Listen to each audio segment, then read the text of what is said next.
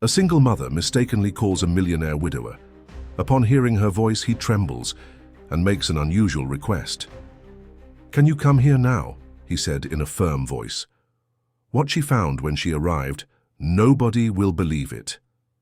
If this story interests you, don't forget to subscribe to our channel and tell us from which city you are watching us. We continue. The alarm clock rang at 5:30 in the morning, as usual.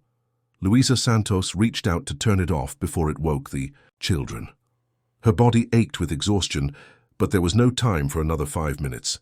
The routine of a single mother of two in Recife did not allow for breaks. She dragged herself to the bathroom of her small apartment in the Casa Amarela neighborhood. The mirror revealed deep, dark circles under her brown eyes. At 34, Luisa felt as if she were carrying the weight of the world on her shoulders, but the determination in her gaze never wavered. "Mom!" The voice of Pedro, her 10-year-old son, sounded from the room. "Bia is going through my things again." Luisa took a deep breath. The day had barely begun, and the arguments between the brothers were already beginning. "No, I'm not," protested Beatrice, 7 years old, in a shrill voice. "I just wanted the blue pencil." "Children, please." Luisa tried to keep her voice calm as she tied her curly hair into a makeshift bun. "Pedro, lend your sister the pencil. Bia, next time, ask before." "You take it." In the cramped kitchen, Luisa prepared breakfast while mentally organizing her day. She would drop the children off at the public school, rush to her job as an administrative assistant at a downtown medical clinic, pick up the children in the late afternoon, help with their homework, prepare dinner, bathe the children, put them to bed, and if she was lucky, have an hour to herself before collapsing into bed. "Pedro, you have physical education today. You didn't forget your uniform, did you?" The boy swallowed a piece of bread and butter. "I forgot, Mum." Luisa closed her eyes for a moment, searching for patience. "I'll get it, but you need to organize yourself better, son." "Mom, Aunt Joanna said I need to take a photo of our family to work," said Bia, swinging her little legs in the high chair. "And when did she ask for that?" "Last week." "Last week? And you tell me now?" Luisa massaged her temples. "Let's take a quick picture before we leave, okay?" Amidst running, shouting, and petty disagreements, the three finally left the apartment. Donna Zofia, the elderly neighbor, waved from next door. "Good morning, my daughter. Do you need help with the kids today?" "No, Mrs. Zofia, thank you. Today, I can pick them up on time."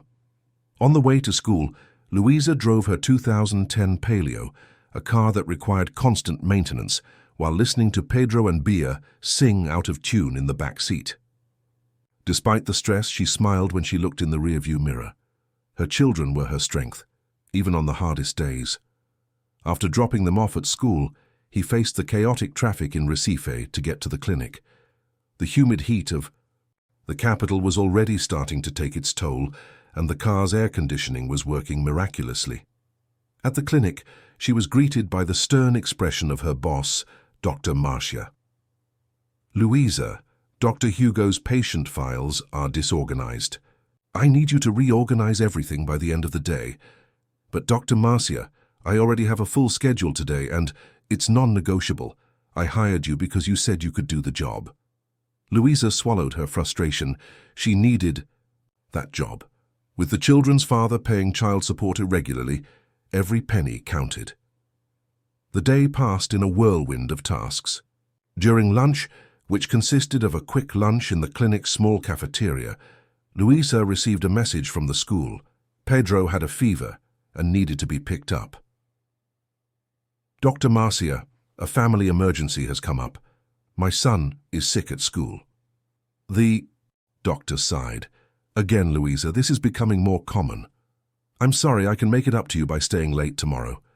Go, but don't forget that the files need to be ready."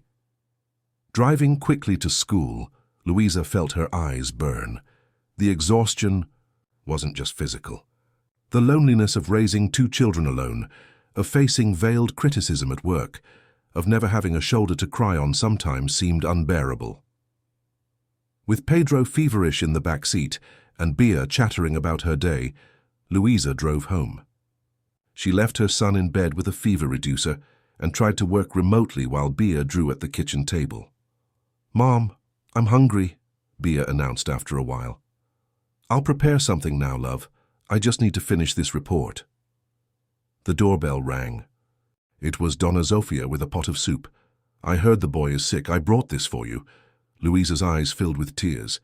Mrs. Zofia, you are an angel. Nothing like that. We're a community, aren't we? We help each other. After the neighbor left, Louisa checked on Pedro, who was sleeping more peacefully, and served Bea some soup.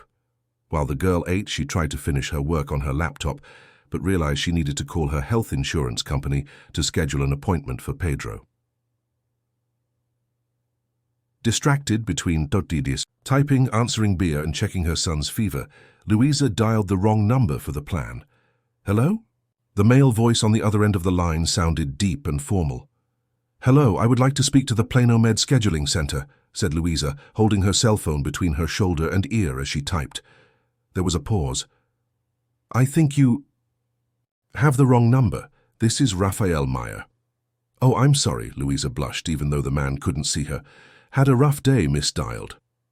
I was about to hang up when I heard, Okay, it happens. You seem stressed. The remark took Louisa by surprise. There was something in the man's voice, a combination of authority and kindness that made her pause. Yeah, well, nothing a good night's sleep can't fix. If I may say so, it seems more serious than that. Louisa laughed humorlessly. You have no idea. Raphael, you can call me Raphael.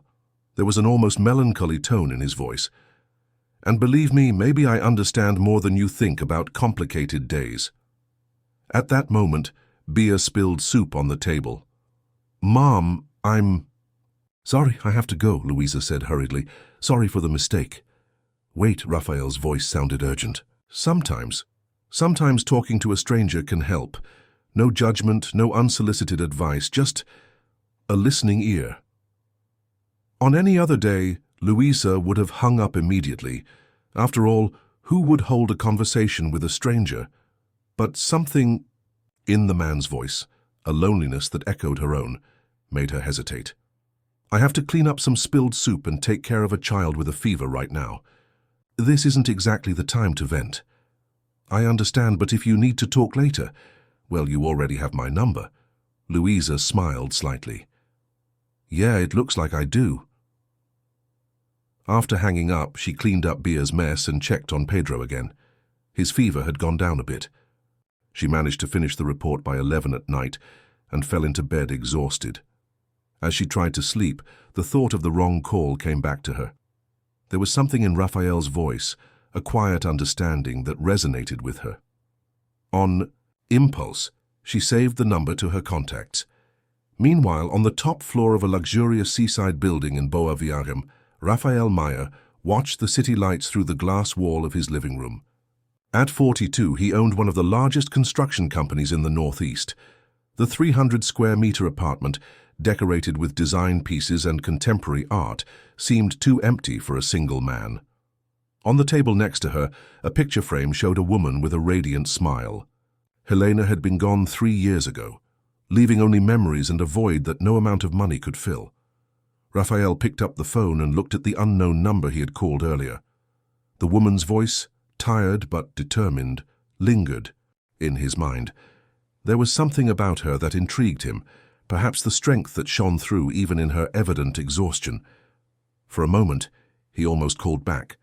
But what would he say? That he was a lonely man in an empty penthouse intrigued by a female voice on the phone? He would sound like a lunatic. He put the phone aside and looked back at the city. Down below, somewhere among the buildings and houses of Recife, was an unknown woman who, for a brief moment, had connected with him in a way no one had been able to do in years. Maybe, Raphael thought, she could call again. 3 days passed before Louisa picked up her cell phone again and looked at the contact saved as Raphael, wrong call. She was sitting on the small balcony of the apartment, enjoying the rare tranquility after the children went to sleep. The sky in Recife was full of stars. The night breeze carried the distant smell of the sea. This is crazy, she muttered to herself, her finger hovering over the call button. What kind of person calls a stranger just to talk? A person desperate for connection, his mind replied. With a sigh, she locked her phone screen and entered the apartment. On the refrigerator, a note written in Pedro's crooked handwriting reminded her. Tomorrow is the day to bring money for the excursion. Louisa groaned. She had completely forgotten about the school trip. Money that was not in the month's budget. She opened her wallet and counted the bills. 23. The payment would only be due the following week, and her credit card was already at its limit. He sat at the kitchen table trying to mentally reorganize his accounts. Maybe he could ask for an advance on his work, or maybe Donna Zofia could lend him money. The phone in his hand suddenly felt heavier. Before he could think better of it, he unlocked the screen and turned it on. 3 rings and the deep voice answered. Hello? Hi, this is the woman from the wrong call. Louisa felt her cheeks burn.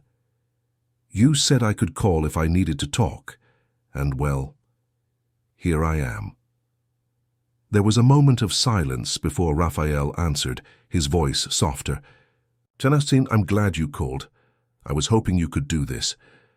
I hope I'm not disturbing you, it's late, and no, not at all, he interrupted her gently. In fact, I was just sitting here looking out at the sea and thinking about how long the nights are. Louisa smiled slightly. Well, the view from my apartment is just the neighbor's wall, but I understand the feeling about long nights. The conversation flowed surprisingly easily. Raphael had a calm voice, and Louisa found herself talking about Pedro and Bia, about their daily struggles, about the money for the excursion that she didn't know where to get. They're lucky to have a mother like you, Raphael said after listening to her. A mother who can't afford a simple school trip. A mother who worries so much that she lies awake at night thinking about it. There was an unexpected comfort in those words. It wasn't pity, it was understanding. And you? Asked Louisa. What do you do besides answering wrong calls and looking at the sea? Raphael paused. I'm a businessman. Construction. It seems important. It's just a job. There was something in his voice, a sudden distance, but it's not who I am. And who are you, Raphael? The question hung between them, carrying a weight that Louisa didn't expect. That's a question for a second conversation, don't you think? He laughed lightly, but there was a note of sadness in his voice. When they hung up, almost an hour later, Louisa felt strangely lighter. The next morning, while making coffee, she found an envelope that had been slipped under her door. Inside, 51 notes from Donna Zofia. For the boys' outing. Pay me when you can, no rush. The tears came easily. The unexpected kindness touched her deeply. That night he called Raphael again.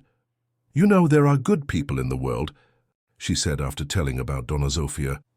Yes, there are, Raphael agreed. Sometimes we forget that. The phone calls became a ritual. Every time the children were asleep, Louisa would sit on the porch and dial the now familiar number. They would talk about everything and nothing. Their workday, childhood memories, favorite books. Raphael never talked much about himself, deftly deflecting questions about his personal life. But Louisa noticed the little details, the sound of ice in a glass of whiskey, the vast silence that indicated a large space, casual references to trips abroad. 2 weeks after the first call, Raphael finally shared, I lost my wife. 3 years ago. The revelation came during a conversation about loneliness. Louisa felt the weight of those words. I'm sorry, he said, knowing they were inadequate words for such a loss. Helena was extraordinary. Raphael's voice trailed off. A brilliant architect. We met in college. We built everything together, the company, our lives, our dreams. How was it? Asked Louisa softly. An aneurysm, quick, without warning. He took a deep breath. We were planning a trip to Greece. She'd always wanted to see the Parthenon. One day she was picking out dresses to take. The next, she wasn't here anymore. Louisa closed her eyes, feeling the pain in his words. That's why you talk about long nights. Yes. The house, our house, has suddenly become too big. I work as much as I can. I travel when I can. I do anything to fill the time. But the nights are impossible to escape. Across the city, Raphael stood on the balcony of his penthouse, his cell phone in one hand, a glass of whiskey in the other. The city glittered below, but his eyes were fixed on the stars above. "What about the father of your children?" he asked, wanting to change the focus of the conversation. Louisa sighed. "Hugo, we met at university. I was studying literature. He was studying business. Everything was perfect until I got pregnant with Pedro. He stayed with me, but he always seemed absent. When Bia was born, I think it was too much for him.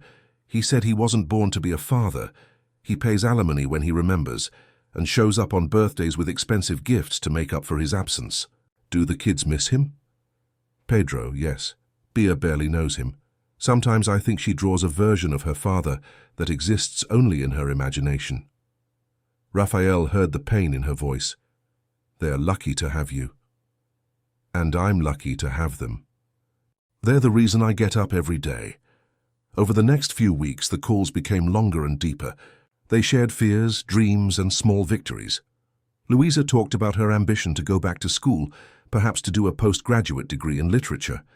Raphael talked about his desire to do something meaningful with his company, beyond just building buildings. "I have an idea," he said, on a particularly starry night. "I've been thinking about starting a foundation, something to support single mothers, to provide job training, quality daycare, psychological support." "That would be amazing," Louisa replied, genuinely impressed. "The problem is I don't know where to start. I know construction, contracts, business, but this needs someone who understands the real needs." "Anyone like a single mom?" Louisa joked. "Just like a single mother," Raphael's voice gained enthusiasm. "Louisa, you could help me with this. Your perspective would be invaluable." She laughed. "Sure. Between frying eggs for breakfast and helping with homework, I'll design a social project." "I'm serious," Raphael insisted. "It could be a real job, properly paid." The proposal took Louisa by surprise. "Raphael, you barely know me. I know you well enough. We've talked almost every night for the past month. I know you're smart, determined, and understand exactly what other women in your situation need." Louisa felt a mix of emotions. The offer was tempting, not just financially, but as an opportunity to do something meaningful.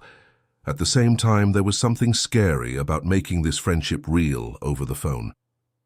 "We should meet," Raphael said, as if reading her thoughts. "I have a beach house in Porto de Galinhas. It's quiet, private. You could bring the kids for a weekend. We could talk about the project.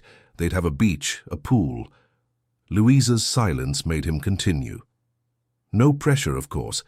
I understand that the idea of meeting someone you only know by phone may seem insane," she finished with a small laugh. "I was going to say unconventional, but yes, maybe a little insane." Louisa looked inside the apartment, at the school bags packed for the next day, at the toys organized in the corner of the living room, at the pile of bills on the table. "I'll think about it," he said finally. When he hung up, he stared up at the starry sky for a long time. There was something both terrifying and exciting about the idea of meeting Raphael in person. What if he wasn't who he said he was? What if the connection they felt didn't exist outside of their nightly phone calls? What if it existed? In Hawaii. The silent apartment. The thought echoed like a dangerous promise. The next morning, while making coffee, Bia appeared in the kitchen dragging her favorite blanket. "Mom, who is the man you talk to every night?" Louisa almost dropped the mug. "What do you mean, Bia?" "I wake up sometimes and hear you talking and laughing on the porch." The girl rubbed her sleepy eyes. "Is that a boyfriend?" "No, dear. It's a friend. Can we meet him one day?" The innocent question hung in the air as Louisa considered Raphael's offer. "Maybe," she finally replied, surprised at how much she wanted this to happen. Louisa's car struggled on the road to Porto de Galinhas, the Palio's engine protesting with each steep climb. In the back seat, Pedro and Bia were unusually silent, mesmerized by the landscape of coconut trees and the sea that occasionally appeared between the curves. "Mom, is this friend of yours very rich?" Pedro finally asked, breaking the silence. Luisa adjusted her hands on the steering wheel, trying to choose the right words.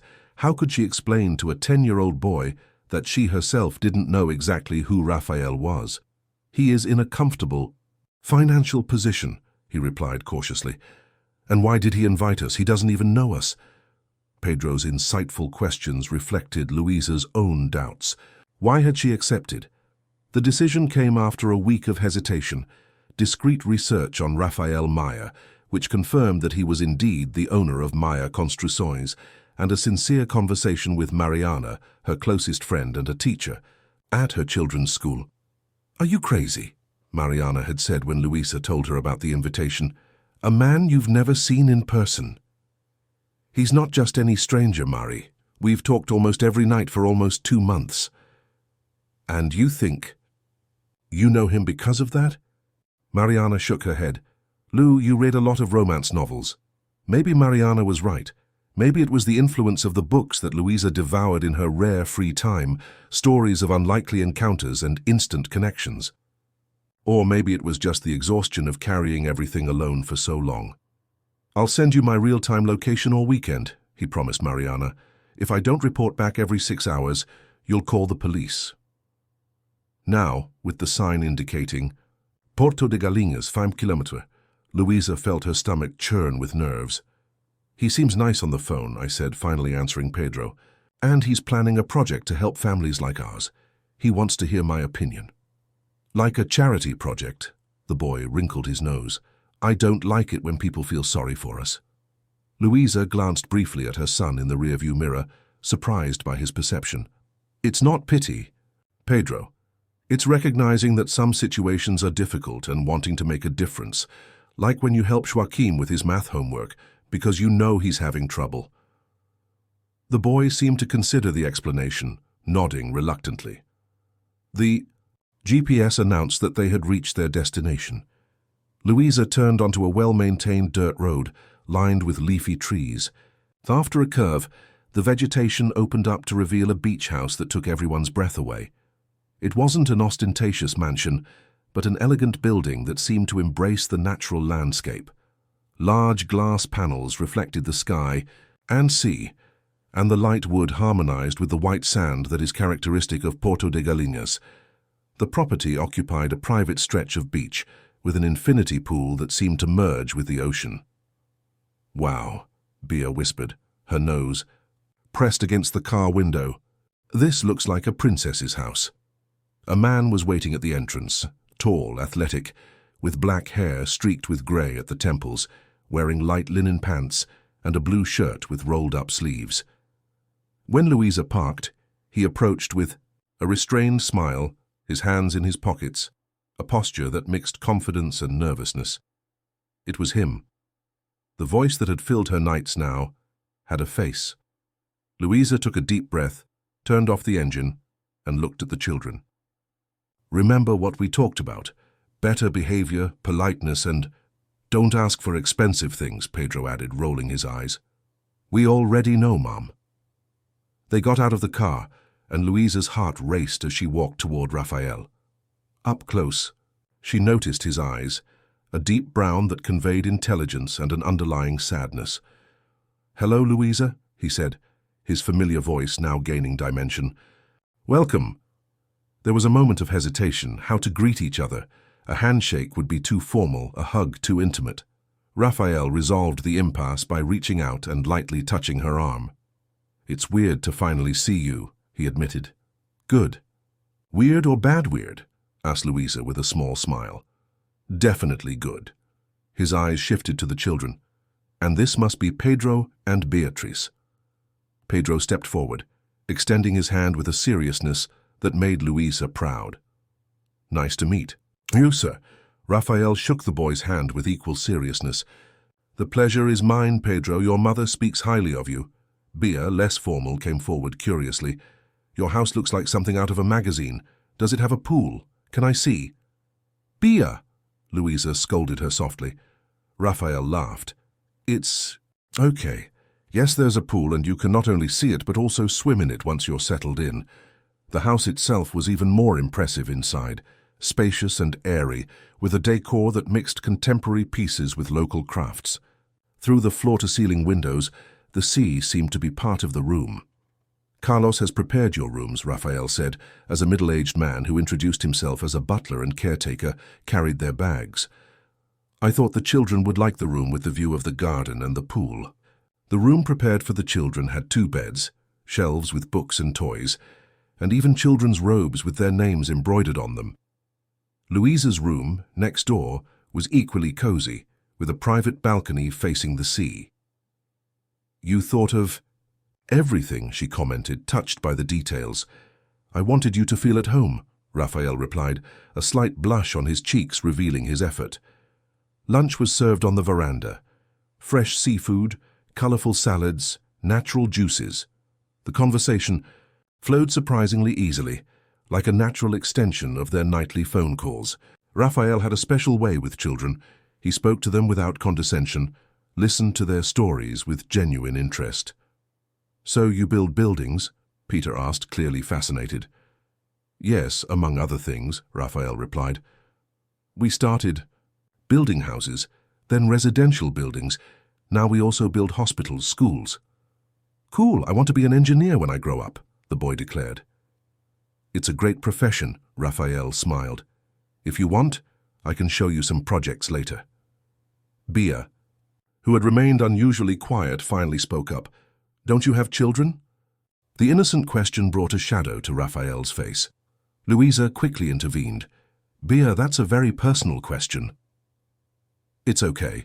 Raphael lightly touched Louisa's hand on the table, a brief contact that sent an electric current through her arm. No, Bia, I don't have children. My wife and we didn't have that opportunity. Is your wife traveling? The girl continued. The silence that followed was heavy. Raphael looked at Louisa, who nodded softly, giving him permission to answer honestly. My wife Helena is no longer with us, he explained gently. She became ill and passed away a few years ago. Bia processed the information with the sincerity of children. You must miss me a lot. Yes, every theater. I miss my dad sometimes, even though he doesn't live with us. Pedro nudged his sister, embarrassed, but Raphael smiled sadly. You know, Bia, I think that missing someone is our heart's way of saying that we love someone, even when that person is not around. After lunch, the children couldn't resist the call of the pool. While they swam under Carlos's watchful eye, Louisa and Raphael walked along the private beach. Your children are amazing, Raphael commented. Especially Pedro. He has impressive maturity for his age. He had to grow up fast, Louisa replied with a pang of guilt. Sometimes I worry that he's missing out on his childhood by taking on too much responsibility. Raphael stopped, turning to her. The midday sun illuminated his face, revealing small wrinkles around his eyes when he smiled. Don't beat yourself up about it. You're doing an extraordinary job. Sometimes it doesn't seem like enough. Trust me, it's more than enough. He looked out to sea thoughtfully. You know, when Helena left, I threw myself into my work. We expanded the company, doubled our revenue, won architectural awards, and none of it filled the void. Louisa waited, giving him space to continue. Then I started thinking about what really matters. It's not the buildings we build, but the lives we touch. He turned to her. That's when I started envisioning this foundation, something that could make a real difference in the lives of families like yours. And where do I fit into this? You would be the voice of someone who really understands the needs. I don't want to create something based only on theories or studies, but on real experiences. They walked a little further in silence, their feet sinking into the soft sand.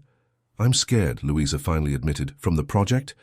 Of all of this, she gestured broadly, of the connection that seems to exist between us, of how quickly I trusted you, of being here in this place that feels like something out of a dream. Raphael stopped again, turning to face her. I'm scared too, he confessed. Ever since Helena left, I haven't allowed myself to feel anything. And then you called by mistake, and suddenly I found myself looking forward to our conversations, thinking about you throughout the day, wanting to hear your voice." Louisa's heart raced. They were close now, the soft scent of his cologne mingling with the sea breeze. "I don't know if I'm ready for this," she whispered. "I'm not asking for anything," Raphael assured. "The invitation to the project is genuine, regardless of anything else that may exist between us." At that moment, excited shouts interrupted the conversation. Pedro and Bia were running along the beach, wet and smiling. "Mom, come swim with us," Bia called, her eyes shining with joy.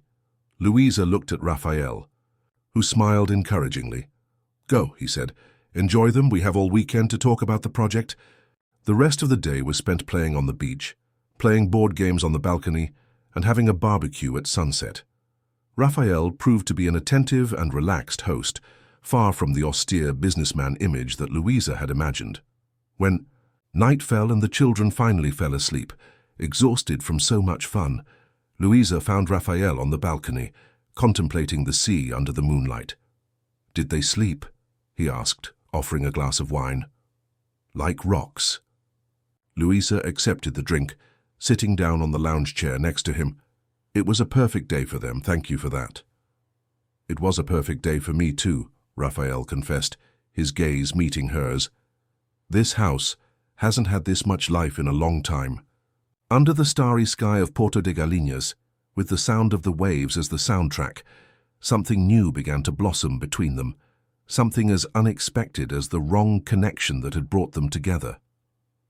Returning to Recife after the weekend in Porto de Galinhas brought a strange mix of feelings for Louisa.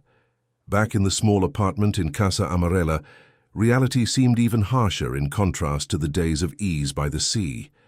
The bills were still on the table, work at the clinic was still exhausting, and the children were back to school. But something had changed, something inside her. On Monday, when she arrived at the clinic, Dr. Marcia greeted her with her usual stern expression. "Louisa, I need you to organize the new scheduling system. Implementation starts today." In other times, Louisa would have simply nodded and accepted this additional responsibility. This time, she took a deep breath before answering. "Dr. Marcia, I already have a full schedule for today. I can start this tomorrow when I finish the monthly closing." The doctor looked at her, surprised by her direct answer. "Well," he said at last, "I suppose tomorrow will do." Small victory, Louisa thought. This weekend had given her something beyond pleasant, memories, a glimpse of her own worth. At night, after putting the children to bed, his cell phone rang. Raphael. "How was your first day back to reality?" he asked. Louisa smiled when she heard his voice. "Strange, like I came back a little different." "Different how?" "More myself, if that makes any sense." "It makes perfect sense," he replied, and Louisa could hear the smile in his voice.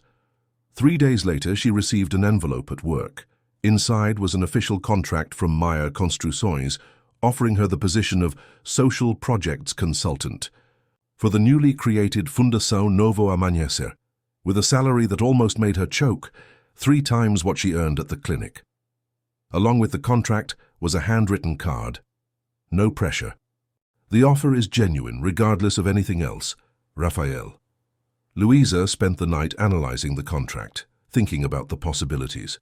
The salary would allow her to move to a better apartment, put the children in extracurricular activities, maybe even go back to school. But it would also mean leaving her stable job at the clinic for a new project, based on a recent and complex relationship. The next morning, he resigned. "Are you sure about this?" Mariana asked when they met for coffee after Louisa left the clinic for the last time. "I mean, Raphael seems amazing and everything, but it's not just for Raphael," Louisa explained, stirring sugar into her coffee. "It's the first time in years that I feel like I can do something truly meaningful, something beyond just surviving." Mariana studied her friend for a moment. "You're in love with him?" It wasn't a question. Louisa felt her face burn. "It is complicated." "No, it's not," Mariana smiled. "The way your eyes light up when you talk about him says it all. Just be careful, okay? You come from very different worlds. 2 weeks later, Luisa was settled into a room in the Maya Construções office, on the 18th floor of a commercial building in Recife Antigo, overlooking the Capibaribe River. The room had her name on the door, Luisa Santos, Social, Projects Consultant, and a solid wood desk that looked too big for her. Raphael maintained a professional distance in the office, treating her with the same formal respect he showed the other employees. But the looks they exchanged in the hallways carried the weight of the conversations they continued to have every night on the phone. The Foundation's project began to take shape. Luisa immersed herself in research on the needs of single mothers in Recife, interviewed women in similar situations to hers, and analyzed similar programs in other cities. "I don't just want to provide temporary assistance," he explained to Raphael during a meeting. "I want to create a system that allows for long-term independence." He watched her in awe as she presented her vision. A community center that would offer free daycare, vocational training, legal assistance for child support issues, psychological support, and a job bank. "It's ambitious," Raphael commented when she finished. "Too expensive?" asked Luisa, worried. "Not for Maya construction," he smiled. "I think that's exactly what we need, something transformative, not just welfare-based." At the end of that week, Raphael surprised Luisa by taking her to see a piece of land in the Ibura neighborhood, a poor area of Recife. "What do you think of this space for the community center?" he asked as they walked across the large lot, currently occupied only by tall grass and some rubble. "It's perfect," Luisa replied, visualizing the possibilities. "Close to public schools, access to transportation, big enough for all the facilities we envision." "So it's decided. The construction company will donate the land and finance the construction." Luisa looked at him excited. "That's incredible, Raphael." He leaned closer, lightly touching her face. "You're amazing. This project only exists because of you." The moment was interrupted by Luisa's cell phone. It was Bia's school. The girl had a fever and needed to be picked up. "Go," Raphael said immediately. "We can continue this tomorrow. The meeting with investors, I can handle her alone. Bia needs you now." That gesture of understanding meant more to Luisa than any romantic declaration could. Raphael understood her priorities, respected her role as a mother. That night, after medicating Bia and putting her to bed, Luisa sat down with her laptop at the small kitchen table. On impulse, she opened a new document and began writing. Words flowed as she described her journey as a single mother, the daily challenges, the small victories, the nights of doubt, and the moments of unexpected strength. When she finished, she had written 5 pages. She reread the text, surprised at her own honesty. Without thinking much, she created a free online blog and published the text under the title Confessions of a Single Mother. The next morning, Bia was better and went back to school. At the office, Luisa immersed herself in work, almost forgetting about the blog until she checked her email at the end of the day and discovered dozens of notifications. Her text had been shared hundreds of times, with comments from other mothers who identified with her story. Stunned, she showed it to Raphael over dinner at his house that night, a new ritual for discussing the foundation project, with the children playing in the adjacent TV room. "This is extraordinary, Luisa," he said, after reading some comments. "You've touched on something real here. I never imagined that other people would be interested in my story, because you don't realize how inspiring you are." Raphael held her hand across the table. "Your strength, your determination, you are remarkable." The comment made her blush. "You say it like I'm some kind of heroine." "For many women who are reading your blog, you are." The blog grew rapidly over the next few weeks. Luisa began posting regularly, stories about raising children alone, practical tips for saving time and money, reflections on self-esteem and relationships. Soon she was receiving messages from mothers all over Brazil. "You should turn this into a book," Raphael suggested one night, as they showed Pedro and Bia the architectural design for the community center, which now had an official name, Centro Nova Esperança. A book? Louisa laughed. Who would publish it? I have contacts at a publishing house, he replied casually. If you're interested, I can introduce you to the editor-in-chief. Louisa's life became a whirlwind in the months that followed. Her blog reached 100,000 followers, a publisher showed interest in her book, and construction of the Nova Esperanza Center was moving forward quickly. The children adapted well to their new routine. With a better salary, Louisa was able to enroll them in a school closer to work and hire a babysitter for the afternoons. Her relationship with Raphael was evolving at a cautious pace. They hadn't yet defined what existed between them, but they were spending more and more time together. Dinners after work, weekends at the beach with the kids, long nighttime conversations that now took place in person, no longer on the phone. A Saturday afternoon, while the children played in the pool at the beach house, Raphael sat next to Louisa in the sand. "Have you ever thought about moving?" he asked, seemingly casually. "Like this? The apartment in Casa Amarela is too small for the three of you. With your new salary and the book advance, you could look for a bigger place, perhaps closer to the office." Louisa hesitated. "I've been thinking about it. The kids would love to have separate rooms." Raphael took a deep breath, looking at the horizon.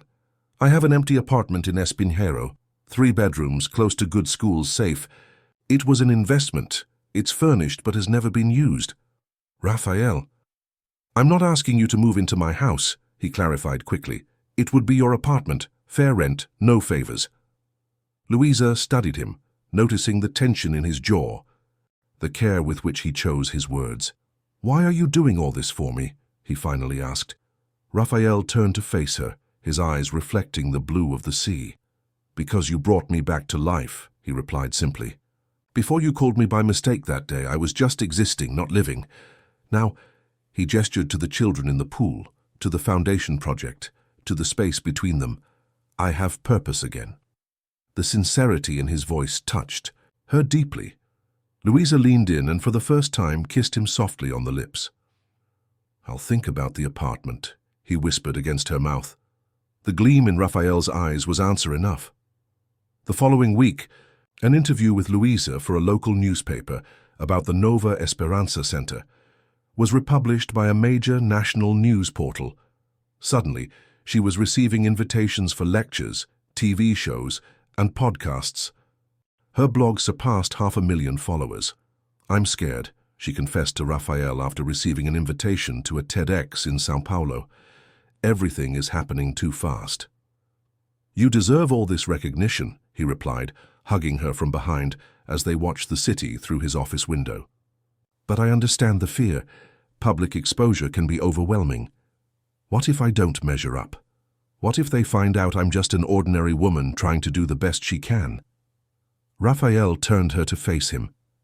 "It's precisely because she's an ordinary woman doing the extraordinary that her story resonates with so many people." That night, when she picked up the children from Mariana's house, where they had spent the afternoon, Louisa found Pedro unusually quiet. "How are you, son?" he asked on the way home. "I saw your interview on the news," he replied, looking out the window. "Everyone at school is talking about you." "Is this bad?" Pedro shrugged. "João Paulo said you're only famous because you're dating a rich guy." The statement hit Louisa like a punch. "Pedro, you know that's not true, right? Everything I'm building, the blog, the book, the foundation project, is the result of my work." "But you only met him because of the wrong call," the boy argued. "If you hadn't met Raphael, we'd still be in the old apartment, and you'd be working at the clinic." The painfully insightful observation left Louisa speechless for a moment. "Sometimes life changes because of small accidents," she said finally. "But what we do with those opportunities is up to us. I'm proud of what I've built, Pedro. And I want you to be proud too." The boy was silent for a moment before asking, "Do you really like him, or are you just with him because of the things he can give us?" "Pedro." Louisa was shocked.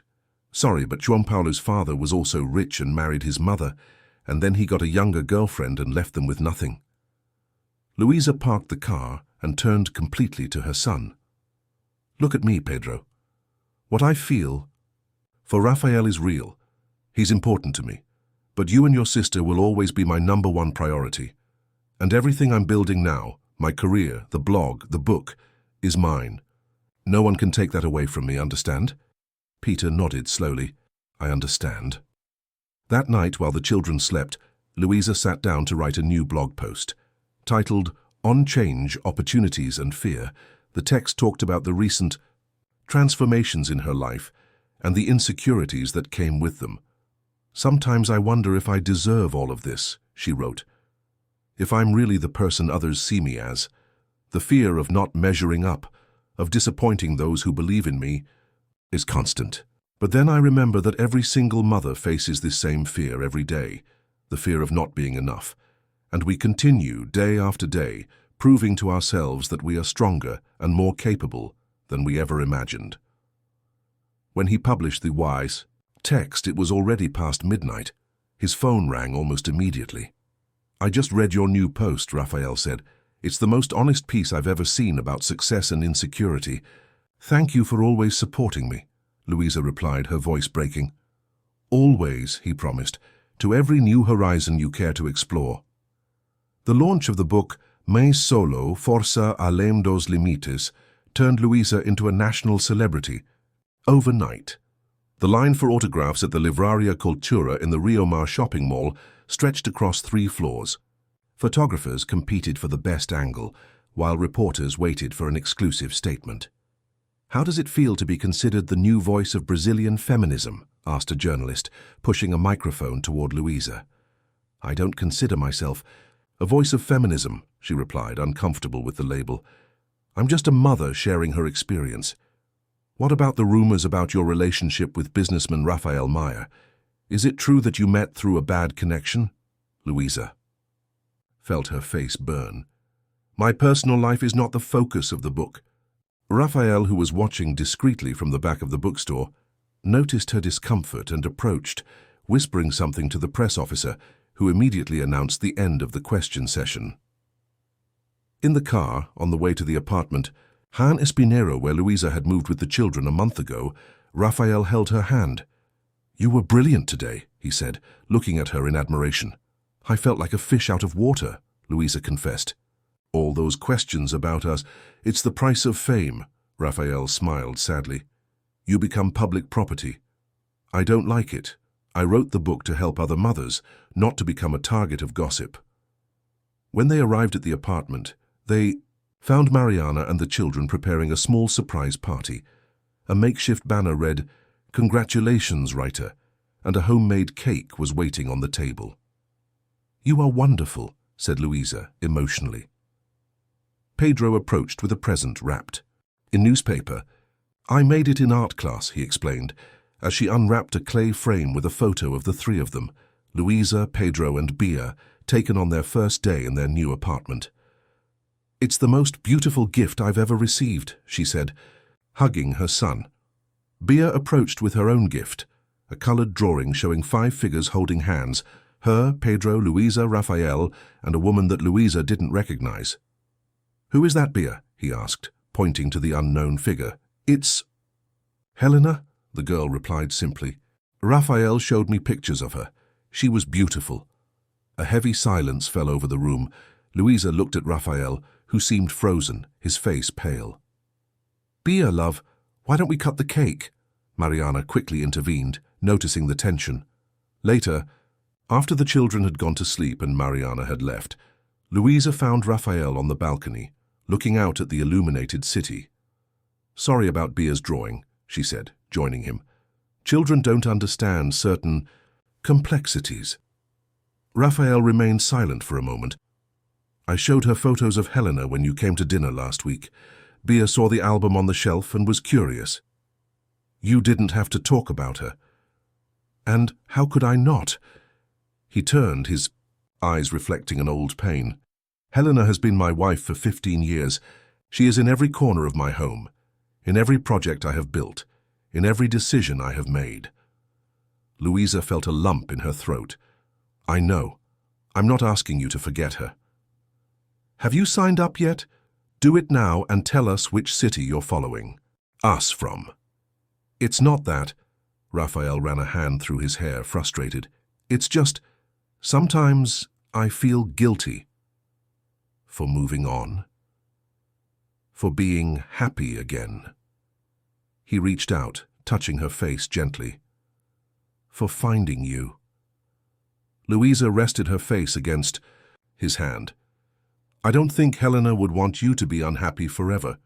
No, she would hate that. Raphael smiled sadly. Helena was pure life, enthusiasm, passion, joy. She lived every moment intensely. I wish I had met her. You guys would have gotten along great. Raphael pulled her into a hug. She would have loved what we're doing with the foundation. That night, while Raphael slept beside her, Louisa lay awake, thinking about Bia's drawing. The figure of Helena hovering over them, uniting them in some strange way. It wasn't jealousy she felt. How could she be jealous of someone who was no longer there? But a subtle insecurity, a questioning of her place in Raphael's life. The next morning, an unexpected call interrupted breakfast. It was Hugo, the children's father. Louisa, I saw you on TV yesterday. Congratulations on the book. Thank you, Hugo, she replied, surprised. They hadn't spoken in months, ever since he had forgotten Bia's birthday. I'm calling because I'd like to see the kids this weekend. Louisa hesitated. Are you in town? I arrived yesterday. I'm staying at the Sheraton. I thought I'd take the kids to spend the day at the water park. I need to check with them. Pedro has a chess tournament on Saturday. We can do it on Sunday then, Hugo paused. And I wanted to invite you for coffee. I'd like to talk about a few things. When she hung up, Louisa found Raphael watching her with a neutral expression. It was Hugo, he explained. He wants to see the kids this weekend. And what did you answer? I need to check with them first, Louisa sighed. He wants to talk to me too. On? He didn't say. He probably saw the news about the book and is curious. Raphael nodded, but Louisa noticed a tension in his jaw. Are you going to meet him? I think so. As absent as he is still the father of my children. On Sunday, Louisa dropped the kids off with Hugo at the mall and headed to a nearby coffee shop for her meeting with Raphael. She found him sitting at an outdoor table, checking emails on his tablet. Sorry I'm late, she said, sitting down. Bia couldn't decide which dress to wear to impress her father. Raphael smiled, putting away the tablet. Okay, how was the reunion? Strange. Hugo seemed nervous, different from usual. He was even wearing an ironed shirt. Maybe you want to impress the famous writer. Don't start, Louisa laughed, but soon became serious. I'm worried about Pedro. He barely looked at his father. It's understandable. Pedro is old enough to understand the pattern of abandonment. Louisa sighed. I know Hugo failed as a father, but I don't want Pedro to grow up with resentment. You're an amazing mother, you know that. Raphael held her hand across the table, always thinking about their emotional well-being, even when it would be easier to just blame Hugo. Speaking of emotional well-being, Louisa hesitated. I've been thinking about Bia's drawing, about Helena. Raphael tensed. What's wrong with that? The kids are getting attached to you, Raphael. Especially Bia. She's never had a constant father figure. Does that worry you? It worries me how fast everything is happening. 8 months ago, you were a stranger. Now you are deeply intertwined in our lives. Raphael studied her face. Are you having second thoughts about us? Not about my feelings, Louisa clarified, about the timing, about exposing the children to another possible loss. I don't intend to go anywhere, Louisa. I know that, but life offers no guarantees, does it?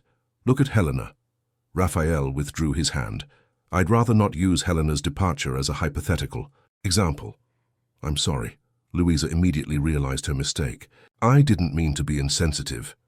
It's not that. He took a deep breath. It's just, tomorrow is her birthday. It would be her 45th. Louisa felt like she had been slapped. You never mentioned it. Every year on her birthday, I make a donation to the children's ward of the hospital where she received treatment. Then I visit her parents in Olinda. Do you want me to go with you? Raphael looked surprised by the offer. Would you do that? Sure, if you think it's appropriate. I don't know if it would be comfortable for you. Or for them. I understand. Louisa tried to hide her hurt. Maybe it really is too soon. The rest of the coffee was spent in forcedly casual conversation. When they said goodbye, Raphael's kiss seemed distant, as if part of him was already somewhere else with someone else. 3 hours later, when Louisa returned to the mall to pick up the children, she found an unexpected scene. Pedro, Bea, and Hugo were laughing together at an ice cream parlor table, looking genuinely happy. Mom, Bea waved excitedly. Daddy's taking us to Doa Irmãos Park next weekend too. Really? Louisa looked at Hugo, surprised. If that's okay with you, he said, suddenly serious. Actually, I'd like to talk about a new arrangement. What kind of arrangement? I'm moving back to Recife, Hugo explained. I got a transfer at work. I'd like to have the kids with me more regularly, maybe every other weekend to start. Louisa felt the ground disappear beneath her feet. After years of absence, Hugo wanted to be part of his children's lives again right now. We need to talk about this calmly, he managed to say, maintaining his composure in front of the children. On the way home, Peter was unusually cheerful. Dad said he's going to take me to a football game at the stadium, he said, and that I can sleep at his house when he finds a nice place. That's great, son, Louisa replied automatically, her mind still processing the turn of events. That night she couldn't sleep. The prospect of Hugo returning to her children's lives was both a relief. The children deserved a father who was there, and a fear. What if he disappeared again? What if the children were hurt even more this time? Around 2 in the morning, he picked up his cell phone to call Raphael, but he remembered that tomorrow would be Helena's birthday. He would probably be facing his own memories, his own ghosts. Instead, she opened her laptop and began writing, a new blog post titled, When the Past Knocks on the Door. She wrote about Hugo, about her fear that her children would be disappointed, again about the conflict between protecting them and allowing them to have a relationship with their father. When she finished, the sky was already beginning to lighten. She published the text and closed her laptop, exhausted. Her cell phone rang immediately. Expecting it to be Raphael, she answered it without checking. I know it's early, but I needed to talk to you, Hugo said. I read your post. It just appeared. On my feed. Louisa froze. Do you follow my blog? From the beginning, he admitted. That's how I knew about everything that was going on with you. About the book, the foundation, about Raphael. Hugo. I'm not calling to criticize, he interrupted. I'm calling to tell you that you're right to be suspicious. I've been a terrible father, but I'm also calling to tell you that I'm trying to change that. I really am. Why now? The question that had been tormenting her escaped. There was a long silence before Hugo answered, because I almost lost everything recently. I've had health problems, the kind that make you reevaluate your priorities. What problems, Louisa? Felt a twinge of genuine concern. Can we talk in person this afternoon, perhaps? I have to check my schedule, he replied automatically, even though he knew he was supposed to be at Helena's birthday party. I'll call you later. When he hung up, he saw a message from Raphael. I read your post. Can we talk? I'm on my way. 15. Minutes later, the doorbell rang. Raphael looked tired, with deep circles under his eyes. You didn't sleep, she observed, letting him in. Neither do you, he smiled weakly. I read your text, about Hugo wanting to come back. It's complicated, Louisa sighed. Part of me wants to believe he's changed for the children's sake. Another part of me is terrified that he'll disappear again and hurt them even more. Raphael sat on the couch, rubbing his face with his hands. What do you want to do? I don't... No, he wants to talk this afternoon. Today? Raphael looked surprised. But I thought you would come with me to Helena's memorial. Louisa felt torn. He mentioned health problems, Raphael. It sounded serious. A heavy silence fell between them. Finally, Raphael nodded slowly. I understand. Children come first.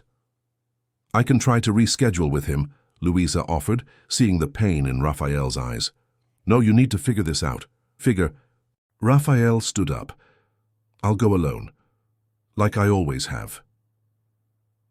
Raphael? It's okay, Louisa. Really. He leaned in to kiss her forehead. Just let me know how your conversation with Hugo went. When the door closed behind him, Louisa felt as if something important was slipping through her fingers. The shadows of the past, Helena, Hugo, suddenly seemed more present and tangible than ever, threatening the fragile balance they had built. In the kitchen, Bea appeared, rubbing her sleepy eyes. Mom, I heard the door. Was that Raphael? Yes, dear. He just stopped by to say hello. Did he look sad? The insightful question took Louisa by surprise. Why do you think that? Because today is Helena's birthday, Bea replied simply. He told me when he showed me the photos. He said he gets sad on this day, but that it's okay to be sad sometimes.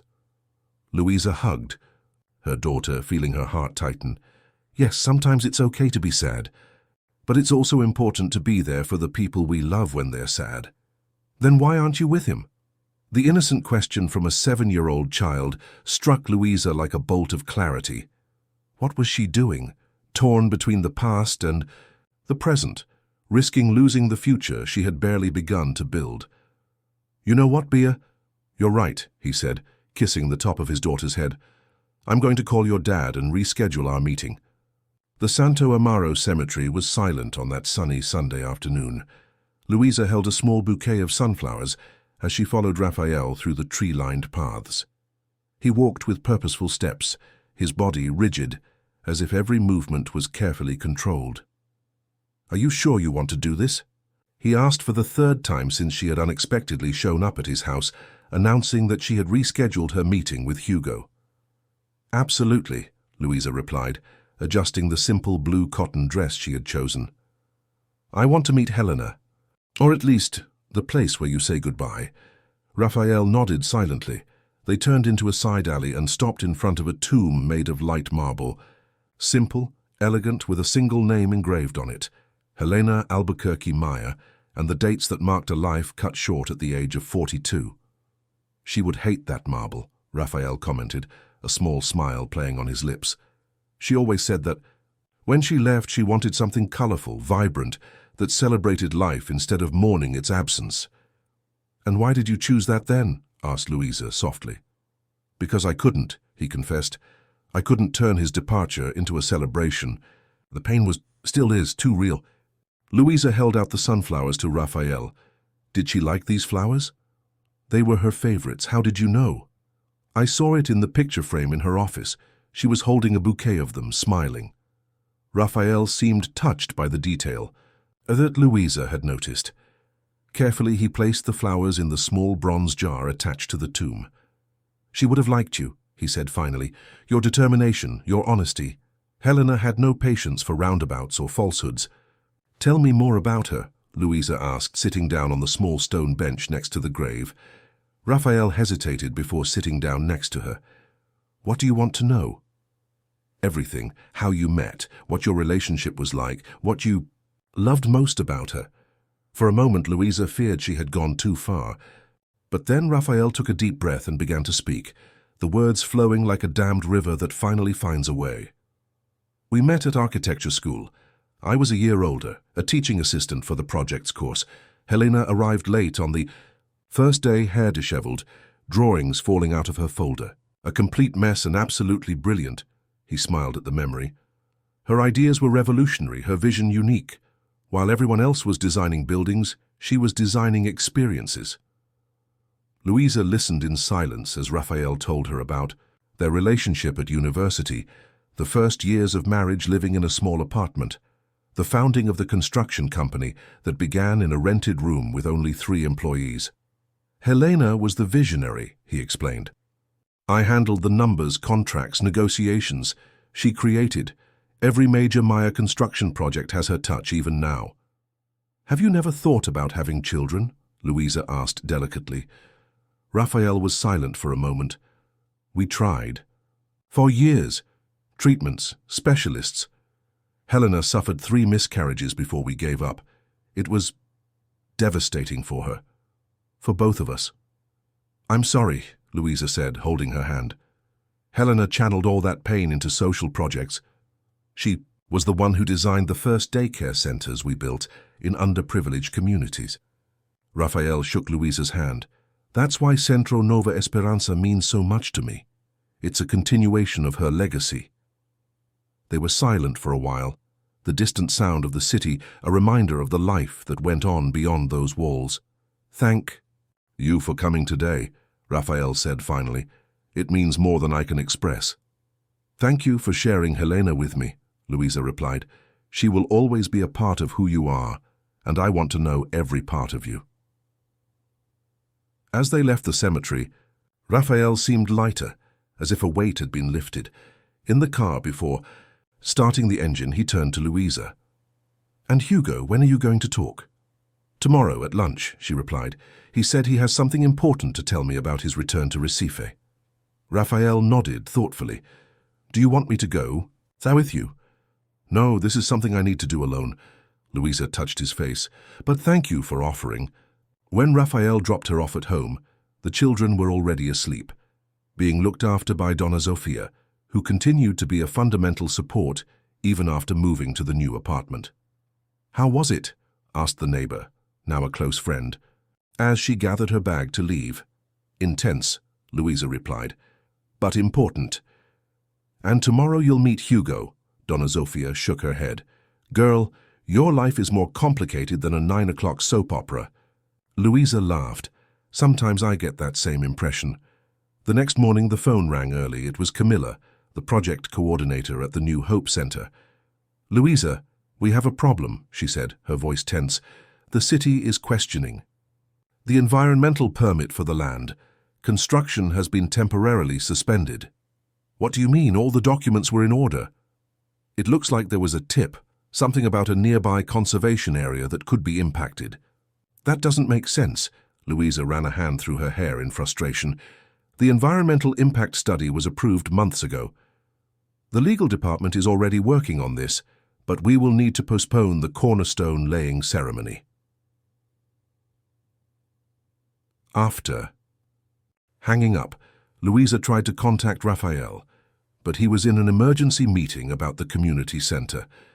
The morning passed in a whirlwind of calls, emails, and concerns. When it was time to meet with Hugo, Louisa was exhausted and worried.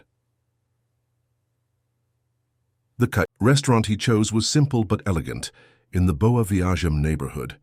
Hugo was already waiting for her, wearing a light blue dress shirt that highlighted his eyes, the same eyes that Pedro had inherited.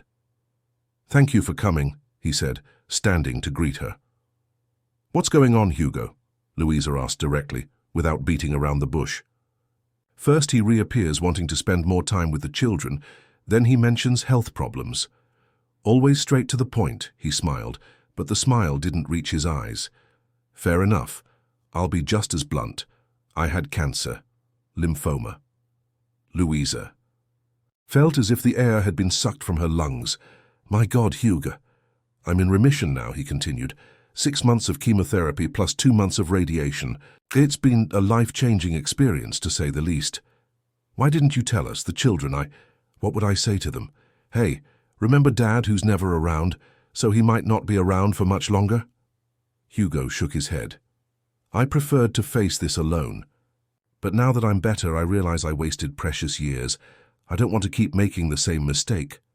Louisa tried to process the information. So you're really going back to Recife? It's not just a phase. I got a permanent transfer. I've already rented an apartment in Pina, 10 minutes from yours. I want to be part of their lives, Louisa. For real this time. There was a sincerity in Hugo's eyes that Louisa hadn't seen in years. Still, the distrust persisted. The children have gotten used to your absence, Hugo. You can't just reappear and expect everything to magically resolve itself. I know. I'm willing to rebuild slowly, at their pace. He hesitated before continuing. I've read your book. All the hardships you faced alone while I ran away from my responsibilities. I feel ashamed. I didn't write the book to make you feel bad. But it did, and maybe I needed it. Hugo leaned across the table. I also read about your new relationship. Raphael seems like a good man. He is, Louisa confirmed. Do the children like him? A lot, especially Bia. Hugo nodded, a shadow of sadness passing over his face. I'm glad. They deserve someone trustworthy in their lives. Lunch continued with Hugo telling them about his plans. He wanted to start slowly, maybe pick up the kids from school once a week, then move on to dinner and then to every other weekend. He was willing to follow whatever arrangement Louisa thought was best for Pedro and Bia. Why are you telling me about your illness now? Asked Louisa when the subject seemed exhausted. Because I want to be honest with you, completely honest. Hugo took a deep breath. The doctors say the chance of recurrence in the first 2 years is significant. I'm fine now, but there are no guarantees. What if it happens? What if you get sick again? The kids will cling to you and then... I understand your fear, Hugo interrupted. But think of what they would lose if I kept my distance, because I was afraid of what might happen. I can't promise that I'll always be here. No one can. But I can promise that for as long as I have, I'll be the best father I can be. Her words struck Louisa deeply. They were not so different from what she herself had thought about her relationship with Raphael, the fear of exposing the children to another possible loss, the uncertainty of the future. I'll talk to them, he finally decided. Explain that you want to be more present. We'll see how they feel about it. Fair enough, Hugo agreed. Thank you, Louisa, for everything you've done for them all these years, for being the amazing mother that you are. As she left the restaurant, Louisa checked her cell phone. 3 missed calls from Raphael and a message. Complicated situation with the center. We need to talk. I'm in the office. He drove straight to the Meyer Constructions building. On the way, thoughts swirled in his mind. Hugo was sick. The project was at risk. Raphael and Helena. His life, which finally seemed to be stabilizing, was once again in uncertain territory. At the office, she found Raphael in a tense meeting with the legal team. When he saw her, he asked for a moment and took her to his private room. The situation is worse than we thought, he said, closing the door. The complaint came from a councilman who opposes the project. He is using the environmental issue as a pretext, but in reality he wants the city to use the land for another purpose. We can fight this, right? Louisa asked. Yes, but it will delay everything by at least 3 months. Raphael ran his hand over his face, exhausted. How did it go with Hugo? The change of subject took Louisa by surprise. It's complicated. He had cancer, Raphael. That's why he's coming back. He wants to reconnect with the kids. Raphael looked genuinely shocked. Oh my God, I had no idea. Is he okay now? In remission. But there is a risk of return in the coming years. I see. Raphael sat thoughtfully. And what did you decide? I'll let you see the children gradually. I can't deny them that right, especially considering the circumstances. Of course, Raphael agreed, but there was a note of tension in his voice. It's the right thing to do. Louisa studied his face. There's something else bothering you besides the project and Hugo. Raphael hesitated before picking up a folder from the table. I received a proposal for an international project in Portugal, a sustainable housing complex in Lisbon. That's amazing, Louisa said, genuinely happy for him. How long would it last? That's the point. It wouldn't be just a project. Raphael stared at her. It would be a permanent branch of Meyer Construction in Europe.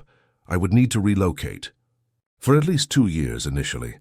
The impact of the revelation left Louisa speechless for a moment. When did you know about this? The formal proposal arrived yesterday, but preliminary talks had already been going on for a few weeks. And you didn't tell me. It wasn't a question, but a painful realization. I wasn't sure if it was feasible. I didn't want to create expectations. Raphael approached.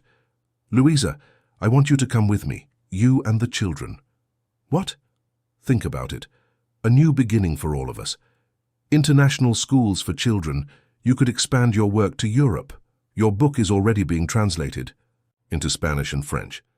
We could create a branch of the foundation there. Raphael, my life is here. The work of the foundation, the children's schools, and now Hugo coming back. I know it's complicated, but he held her hands. I don't want to lose you. I don't want to lose what we've built. Are you asking me to choose between you and everything else in my life?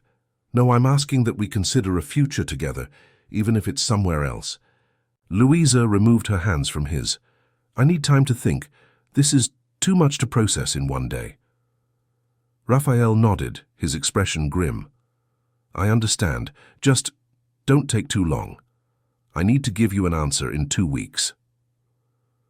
Leaving the office, Louisa felt as if she were at a crossroads, with divergent paths opening up in every direction. Hugo's return, the Foundation's project in jeopardy, Raphael's proposal to move to another country, all required decisions that would affect not only her life, but that of her children. At home, she found the children excited after a day at school. Pedro had been selected to represent the class at the science fair, and Bia couldn't stop talking about the play she would be taking part in. Mum, can I call Raphael to tell him about the play? Bia asked during dinner. He said he would help me make my tree costume. And I wanted to show him my science project, Pedro added. It's about bridge structures, and he knows about that. Their enthusiasm when they talked about Raphael touched Louisa's heart. In such a short time, he had become an important presence in the children's lives. Of course you can call him, he replied, forcing a smile. After dinner. Later, after putting the children to bed, Louisa sat on the balcony with a glass of wine, watching the city lights. Her cell phone rang. It was Mariana. How did things go with Hugo? Louisa told him everything. His illness, his plans to return to his children's lives, the proposal from Portugal, the dilemma he faced. Wow, Mariana said when she was done. That's intense. What do I do, Mari? How do I make a decision like that? What does your heart say? Louisa sighed. It's divided, just like my head. I love Raphael, I really do. What we've built together is special. But moving to another country, taking the kids away just when their father is trying to reconnect, abandoning the foundation project when it's just starting? What if you don't go? What if Raphael goes alone? The possibility hurt physically. I don't know if our relationship would survive the distance. Maybe that's your answer then, Mariana suggested softly. After hanging up, Louisa remained on the balcony for hours, the wine forgotten, facing the most difficult crossroads of her life. The inauguration of the Nova Esperanza Center took place on a sunny Saturday morning, 6 months after the crisis that almost derailed the project. The large 2-story building, with its colorful facade and lush gardens, stood out in the landscape of the Ibura neighborhood. A banner stretched across the entrance announced, "A new dawn for families." Louisa watched the crowd that gathered. For the ceremony, mothers with their children, local authorities, journalists, representatives of NGOs. Her heart overflowed as she saw the project finally come to fruition after so many obstacles. Nervous? Mariana asked, approaching with 2 glasses of sparkling water. A little, Louisa admitted, accepting the drink. I still can't believe. We did it. You did it, Mariana corrected. You and Raphael, against all odds. The mention of his name made Louisa instinctively look across the courtyard, where Raphael was talking to the mayor. Elegant in his light grey suit, he gestured animatedly as he explained some detail of the project. As if sensing her gaze, Raphael turned and smiled at her, that smile that still made her heart race. The past 6 months had been a roller coaster of emotions and difficult decisions. Portugal's proposal, which initially seemed like an impossible ultimatum, turned into something completely different after a whole night of honest conversation between the two. I don't want you to choose between me and your life here, Raphael had said, holding her hands as they sat on the balcony of his penthouse. I realized I was being selfish in asking this. What about the project in Lisbon? Asked Louisa. I can supervise from afar with periodic visits. Carlos Costa, my Portuguese partner, can coordinate the day-to-day operation. Raphael smiled. Some things are more important than international business. Are you sure? This is an amazing opportunity. I do. I want to build something here, with you. Something that lasts. That conversation marked a new chapter in their relationship. Not only did Raphael decide to stay in Brazil, but he also proposed a solution to the impasse over the land for the Nova Esperança Center, the acquisition of a new, larger space without legal impediments where the project could grow without the limitations of the previous location. "Mommy," Bia's voice interrupted her memories.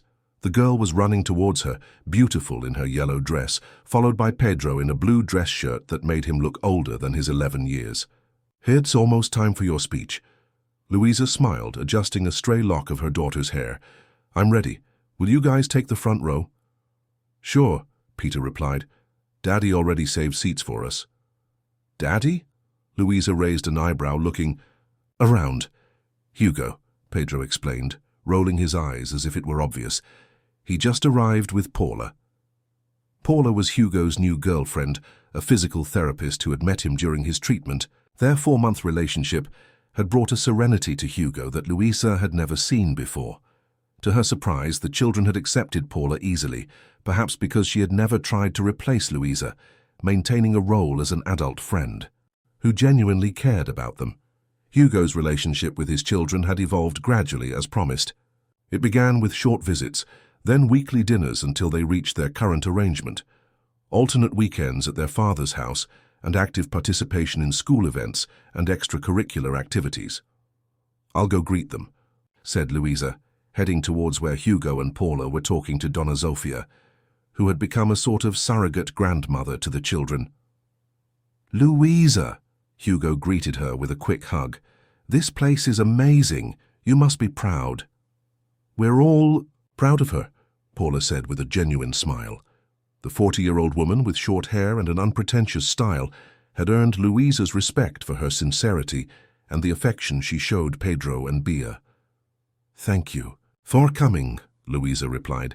"It means a lot to me and to the children." "We wouldn't miss it for anything," Hugo assured her. Her face, still scarred from the treatment, showed signs of recovery, the color gradually returning, her hair growing back. Her last checkup 2 weeks ago had confirmed that she remained in remission. Luisa, the voice of Camilla, the center's coordinator, interrupted the conversation. 5 minutes until we start." With a wave to the group, Luisa headed toward the small stage set up in the center of the courtyard. On the way, Raphael intercepted her. "Ready?" he asked, lovingly adjusting the collar of the elegant white blazer she wore. "Now, yes," replied Luisa, feeling strengthened by his presence. Raphael smiled, leaning in to kiss her softly. "I'll be in the front row, next to your biggest fans." When Luisa took the stage and stood in front of the microphone, a wave of silence swept over the crowd. From the front row, 7 faces cheered her on: Pedro and Bia, Hugo and Paula, Raphael, Mariana and Donna Zofia. Her family, built in unexpected ways, united by bonds that transcended conventions. "Welcome to New Hope Center," she began, her voice firm, a dream that started with a wrong call and turned into a mission. The words flowed naturally as Luisa told the story of the center, not just the technical aspects of the project, but the emotional journey behind it. She spoke about being a single mother, about the importance of community, about how small gestures of support can transform lives. This center will offer free daycare so mothers can work or study, vocational training, legal support, psychological care and a safe space for children to play and learn, he explained, indicating the different areas of the building. But beyond that, it will offer something even more valuable: the certainty that no one has to face life's challenges alone. At the end of her speech, Luisa invited Raphael to join her on stage. Side by side, they cut the ribbon, officially opening the doors of the Nova Esperança Center. The party that followed was lively, with music, food, and guided tours of the facilities. Luisa circulated among the guests, receiving congratulations and listening to stories from mothers who had already signed up for the programs offered. Towards the end of the celebration, he found Raphael talking to an elegant-looking elderly woman and a white-haired gentleman. As he approached, he immediately realized who they were because of their similarity to the photos he had seen. "Louisa," Raphael called, extending his hand to her, "I want you to meet Helena and Antonio Albuquerque, Helena's parents." Louisa's heart raced. Raphael had mentioned that he had invited them, but she wasn't sure if they would show up. "It's a pleasure to finally meet you," Helena Albuquerque said, holding Louisa's hands in hers. "Raphael tells us so much about you." "It's my pleasure," Louisa replied, genuinely moved. "Your previous project inspired much of what we've done here." "No," the lady corrected gently. "You were the one who brought it to life. Helena would have loved to see her work continued by someone with such passion. She would be proud," Antonio added, "of both of you." When Helena's parents walked away to talk to other guests, Raphael hugged Louisa from behind, resting his chin on her shoulder. "Thank you," he whispered in her ear. "For what?" "For allowing me to honor the past while building the future." Louisa turned in his arms, staring into those eyes she now knew so well, the small golden streaks in the deep brown, the way they lit up when he smiled. "Do you know what I love most about us?" she asked. "That we've never had to choose between the past and the future. We've learned to carry them together." The sun was beginning to set when most of the guests left. Only the extended family, as Bia called it, remained. Raphael, Louisa and the children, Hugo and Paula, Mariana and her new boyfriend Fernando, Donna Sofia and her inseparable dog Toto. Sitting in a circle of chairs in the center's garden, they shared stories and laughter as children ran around the lawn. "So," said Hugo, leaning forward curiously, "is no one going to ask about the little velvet box Raphael has been carrying around in his pocket all day?" A sudden silence fell over the group. Raphael shot a murderous glare at Hugo, who responded with a defiant wink. "Raphael?" Louisa turned to him, confused. With a resigned sigh, Raphael stood up. "This isn't how I planned it, but—" To everyone's surprise, especially Louisa's, he didn't kneel down immediately. Instead, he called Pedro and Bia, who came running. "Before I talk to your mother," he said, kneeling down to the children's level, "I need to ask you both something very important." Pedro and Bia looked at him curiously. "I love your mother very much," Raphael continued, his voice shaking slightly, "and I love you both too, as if you were my own children. I would like to ask if you would do me the honor of being an official part of your family, if you would accept me not only as your mother's boyfriend, but as a second father." Bia's eyes widened. "Are you going to marry Mommy?" Raphael smiled. "Only if she accepts, and only if you both agree." Pedro, always more reserved, studied Raphael for a long moment. "Do you promise to never hurt her or abandon us?" "I promise to do my best every day," Raphael replied seriously.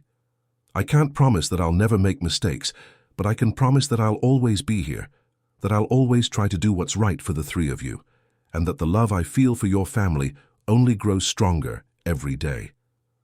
Pedro exchanged a look with Bia before smiling. "Then we have one condition." "Which one?" Raphael asked, genuinely curious. "You need to make a really special request to Mommy," Bia declared emphatically. "The kind you see in the movies." Raphael laughed, relieved. "I'll do my best." Standing up, he finally turned to Louisa, who was watching the scene with tears in her eyes. To her surprise, Raphael did not kneel.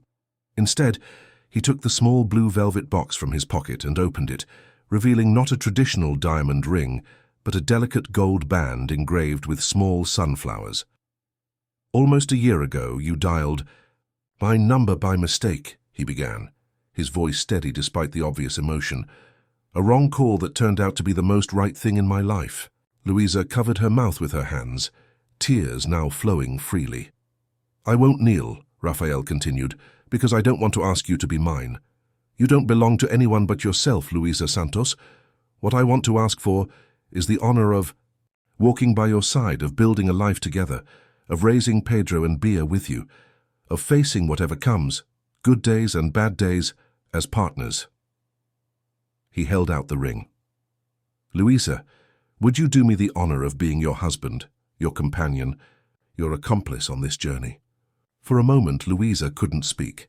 She looked around, at her children who were smiling expectantly, at Hugo who was nodding in silent approval, at Mariana who was crying openly, at Helena's parents who were watching with moist eyes. Her life had changed in ways she could never have imagined when, exhausted and desperate, she had dialed that wrong number. The path had not been easy. There had been doubts, fears, moments of crisis, but each step had brought her to this moment, to this version of herself that she had never known existed. "Yes," he finally replied, his voice choked but firm. "Yes, Raphael Meyer, I want to build a life with you." As Raphael slipped the ring onto her finger, applause and whistles echoed through the garden. Pedro and Bia ran to hug them, creating a knot of arms and laughter and tears of joy. Later, when night had completely fallen and only the garden lights illuminated the space, Louisa found a moment of stillness. Sitting on a bench under a tree, she watched her makeshift family.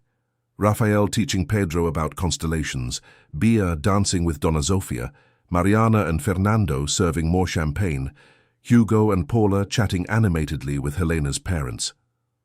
They were unlikely connections, lives that had intertwined by chance or choice, forming a rich and complex tapestry. It wasn't perfect, nothing in real life was, but it was real, genuine, built with honesty and care. Raphael saw her and walked towards her, sitting down next to her. "What are you thinking about?"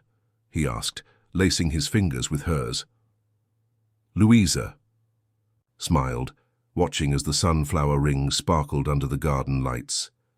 "How life surprises us," he replied. "How sometimes mistakes lead us exactly where we should be." Raphael kissed her forehead affectionately. "Do you know what Helena always said? There are no coincidences, only encounters that were destined to happen." "I like that idea." Louisa rested her head on his shoulder. "That our wrong call wasn't a mistake, but a destined meeting." That night, under the stars of Recife, surrounded by people they loved, Louisa and Raphael celebrated not just an engagement, but a new beginning. A new family built on foundations of respect and understanding. A story that began with a number dialed by mistake and would continue to unfold in chapters yet to be written. And for Louisa, who once felt like she was carrying the world on her shoulders, the greatest revelation was realizing that strength didn't mean doing everything alone. It meant having the courage to open her heart, to accept help, to trust, to allow herself not just to survive, but to truly live and love again. The more you comment and share, the more we can bring you stories that touch your heart. Leave your name in the comments and we may include you in one of our next stories with a special greeting just for you.